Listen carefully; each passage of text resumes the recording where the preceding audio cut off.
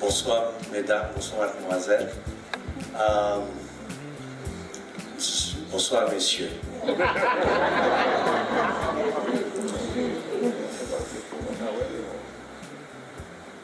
Je vous remercie de votre présence ce soir. Mon nom c'est Joshua Michel, coordonnateur du Centre communautaire Convite de la Havane. Alors ce soir, je vais essayer de répondre à une question que tout le monde pose. Surtout les journalistes aux tenants de ce mois, voire même certains membres de la communauté noire qui ne voient pas son importance. Au Québec, il y a une phrase en 3 mots que les yeux de tous et de tous ceux qui vivent sur cette terre doivent voir, surtout au Québec, doivent voir parce qu'il se trouve dans toutes les plaques de voitures. Je me souviens. Nous n'oublierons jamais nos origines, nos traditions et la mémoire de notre passé. Thème chanté par les artistes québécois depuis des années, aujourd'hui et demain encore. Pourquoi le mois de l'histoire des Noirs? Comme la Shoah a marqué le peuple juif, l'esclavage a marqué le peuple noir de l'Amérique. Devons-nous donc oublier nos origines, nos traditions et la mémoire de notre passé? Non. Nous sommes noirs et nous sommes fiers de l'être.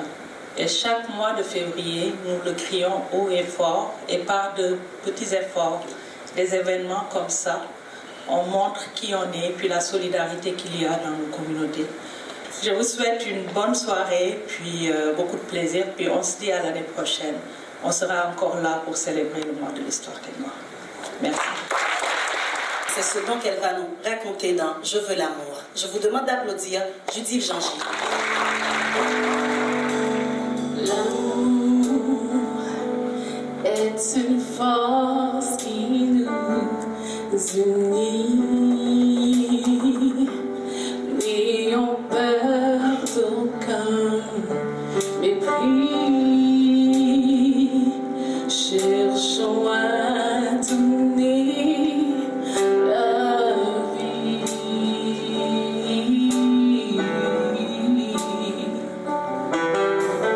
L'amour, bâtisseur de liens soudés, défenseur de liberté, père de paix et de bonté.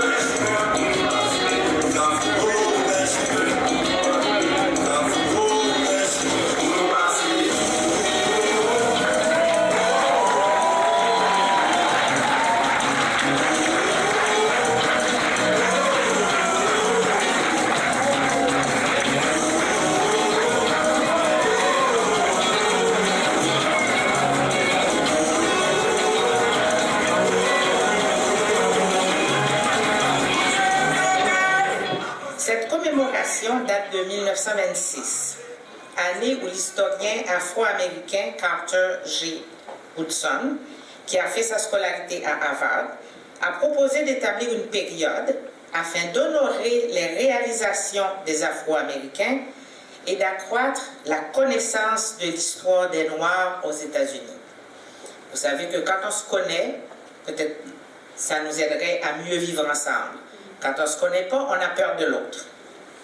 En décembre 1995, la Chambre des communes à Ottawa a reconnu officiellement le mois de février comme étant le mois de l'histoire des Noirs au Canada, à la suite d'une motion initiée par l'honorable Jean Augustine.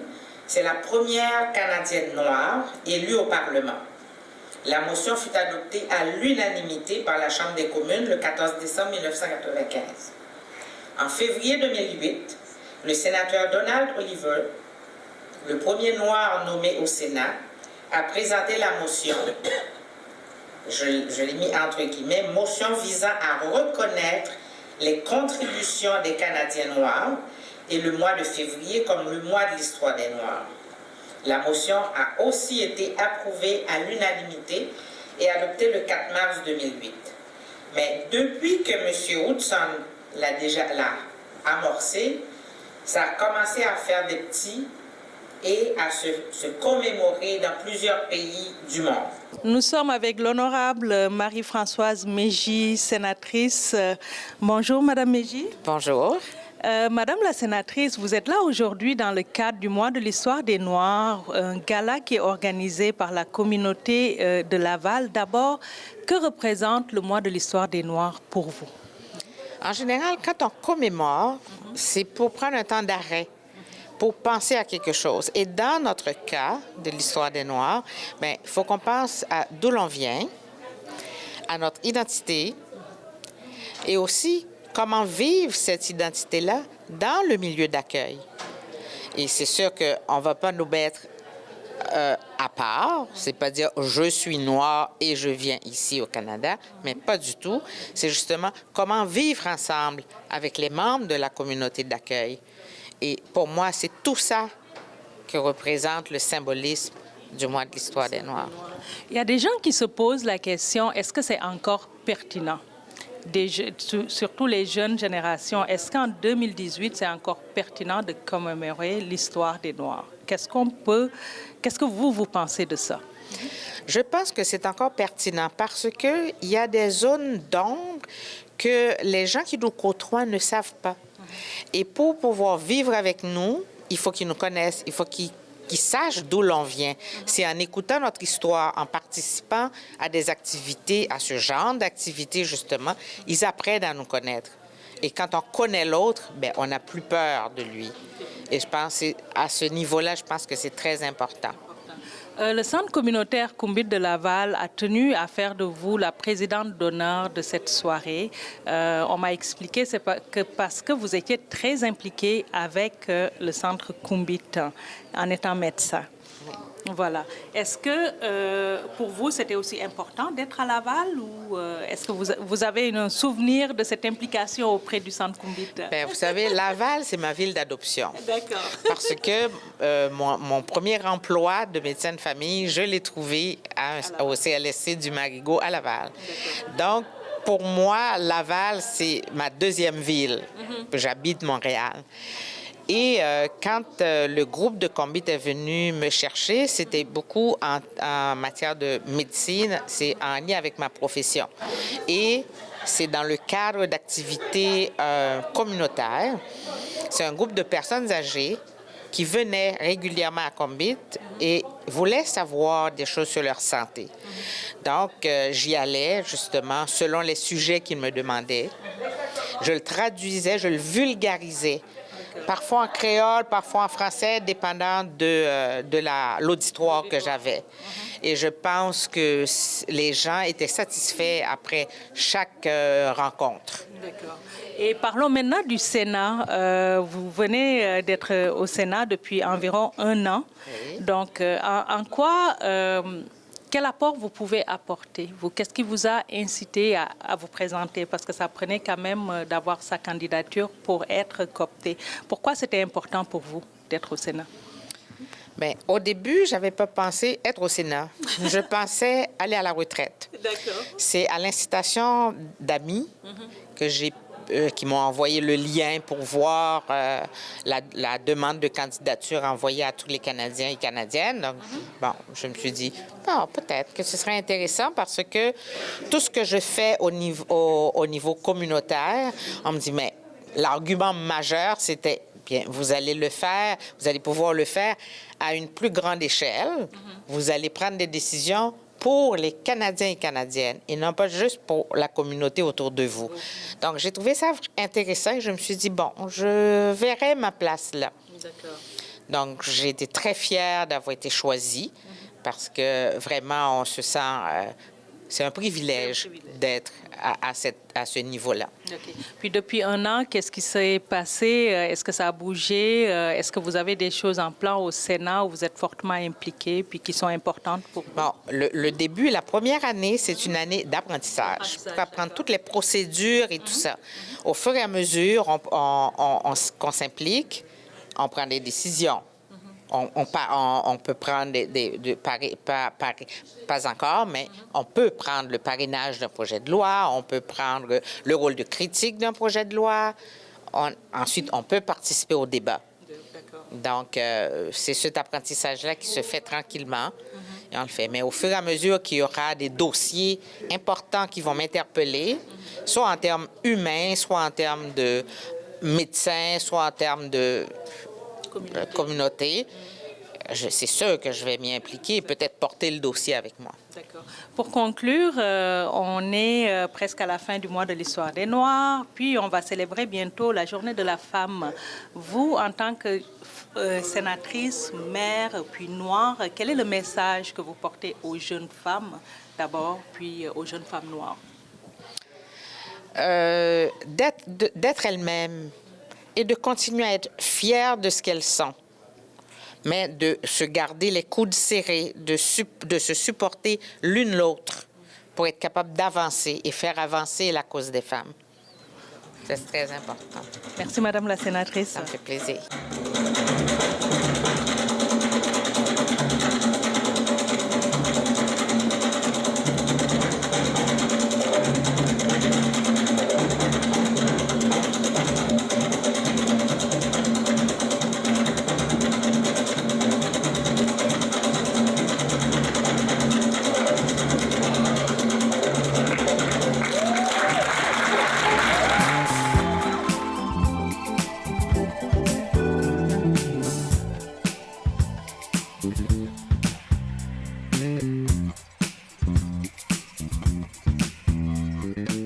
Aujourd'hui, je vous parle d'un festival souterrain, le Festival d'art souterrain, qui est un festival d'art contemporain qui s'ouvre avec la Nuit Blanche dans le cadre du Festival Montréal en Lumière, donc le 3 mars, et se poursuivra jusqu'au 25 mars 2018 au centre-ville de Montréal.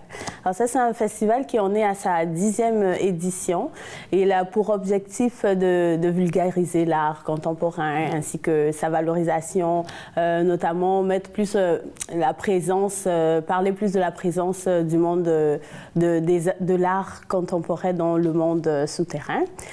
Donc le thème de cette 10e édition explore le sujet intemporel et universel du travail. Est-ce qu'on a besoin de travailler? Est-ce que ce que font les artistes, c'est du travail? Donc ils vont questionner cette thématique-là, pardon.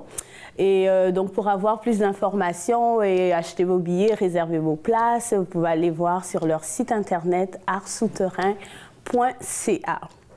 Alors, au mois de mars, je vous parle de l'album d'une personne que l'on connaît beaucoup quand même au Québec. C'est de Marie-Josée Laure, qui chante pour les femmes. Alors, l'amour, la vie et la mort sont les thématiques qui sont explorées dans son album Femme, qui s'intitule Femme, le 4e album de Marie-Josée Laure. Donc, la soprano québécoise a lancé son album le 23 février dernier dans le cadre d'une prestation au Festival Montréal en Lumière. Donc c'est de la musique classique qui est chantée et elle est accompagnée par l'orchestre symphonique de Laval. Donc son album elle reprend en fait des musiques d'auteurs classiques bien connus sous la thématique des femmes. Voilà pour Marie-Josée Laure. Alors maintenant en mars, on célèbre les femmes, mais on célèbre aussi le temps des sucres.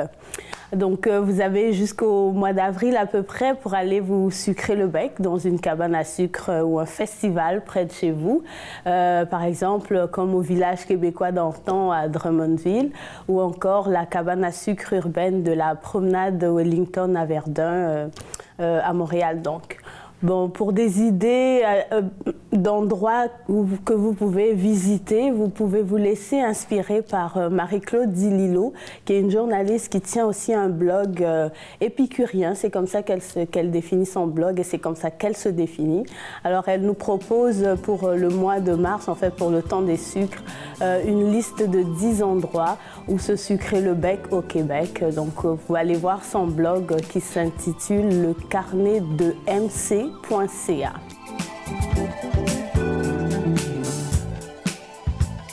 Nous sommes avec Madame Henriette Kandoula, présidente du CIA de Afrique au féminin, un organisme de femmes, un centre de femmes qui est à Montréal. Bonjour Madame Kandoula. Bonjour, bonjour Hadiso, bonjour.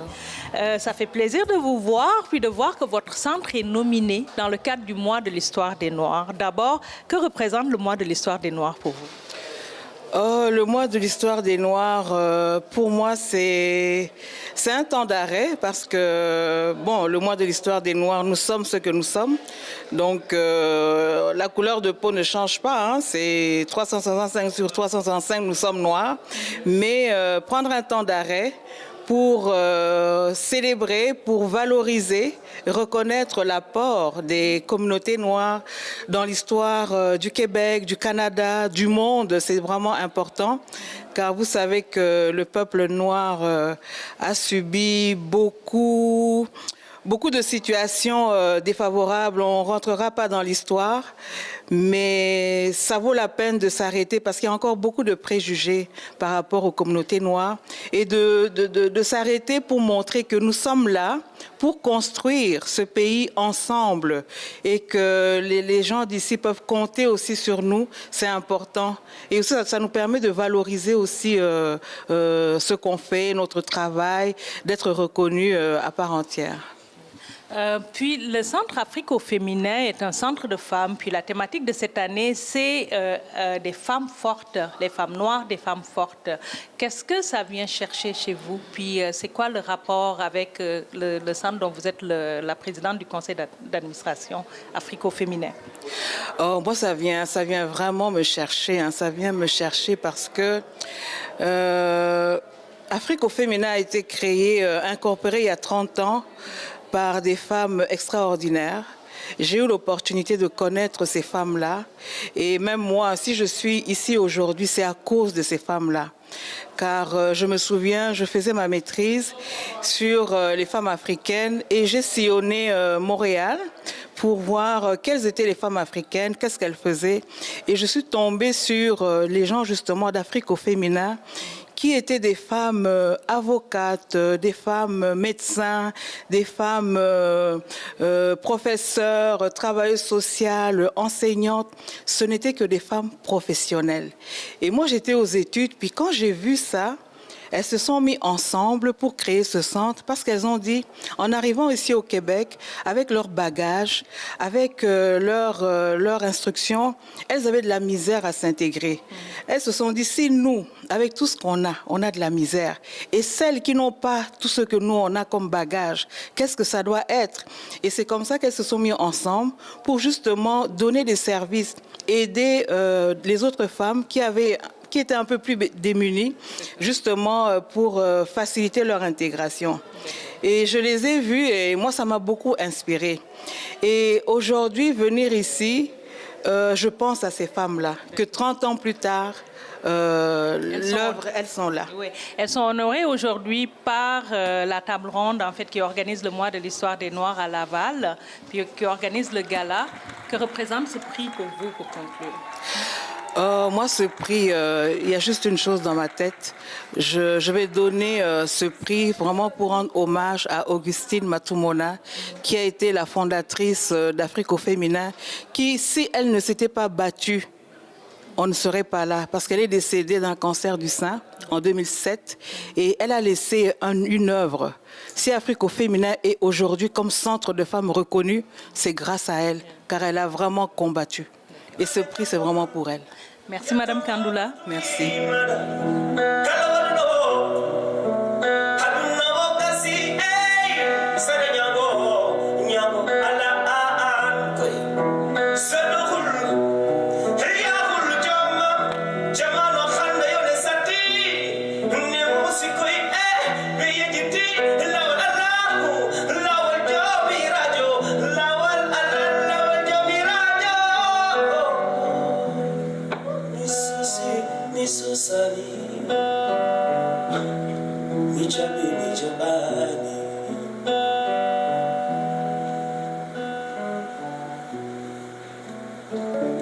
C'est les capitaines sur mon bâtiment, tout en bois de chien, perdrai.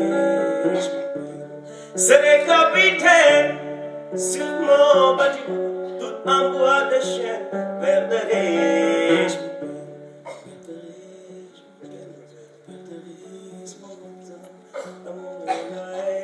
Ce sont mes enfants. Nous sommes avec deux représentantes du Centre des femmes de Laval, Madame Graciela Matteo puis Madame Claudette Paquette. Bonjour Graciela. Et bonjour Kavin. Bonjour Claudette. Bonjour. Oui, vous êtes là aujourd'hui dans le cadre du mois de l'histoire des Noirs. Oui. Quel est votre sentiment à cette journée de célébration? Moi, c'est vraiment un moment très émouvant.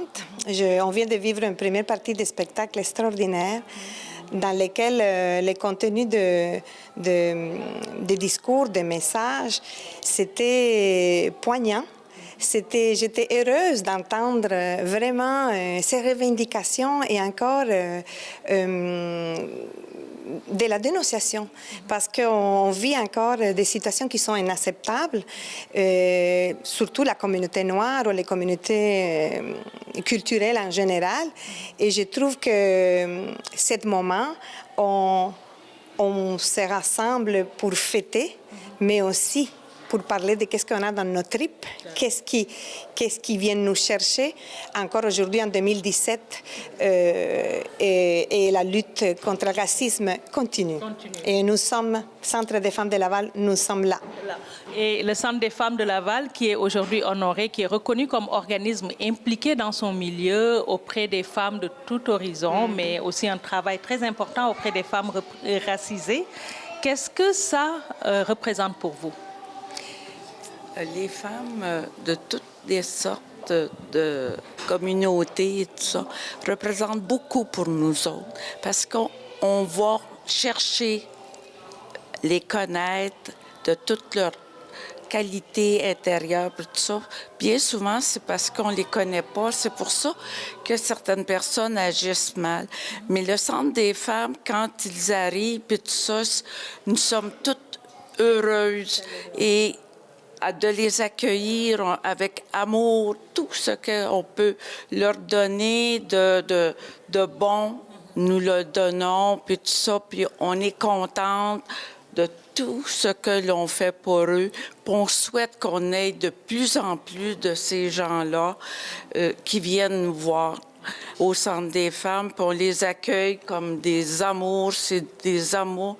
Vous apprenez les unes des autres, j'imagine. Oui, c'est de valeur parce que ça fait plusieurs années que le Centre des femmes existe et que vraiment, il y a beaucoup de gens encore qui ne le connaissent pas.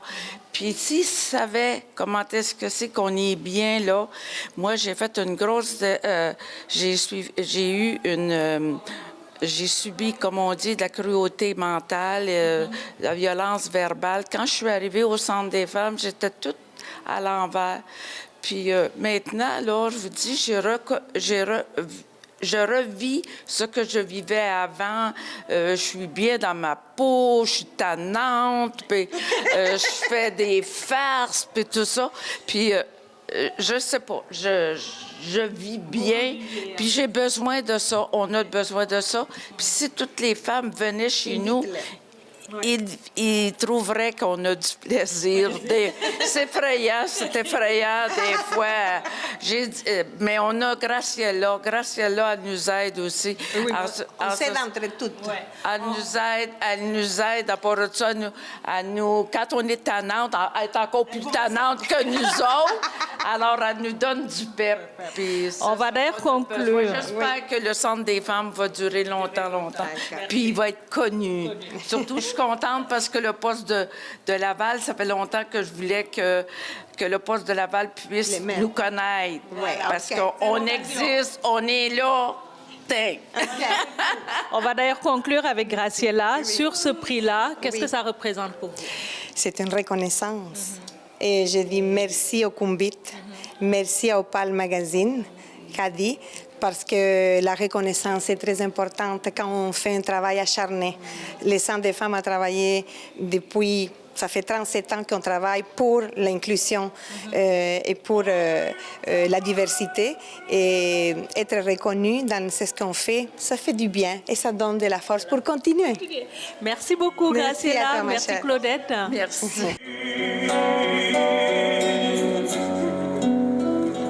Seulement songe de combat, seulement qui tombe sur ta bénie.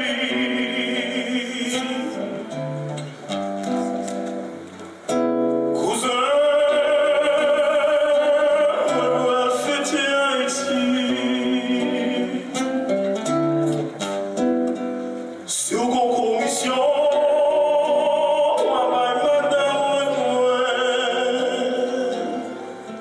Et voilà, c'était tout pour le gala du mois de l'histoire des Noirs à la Maison des Arts de Laval.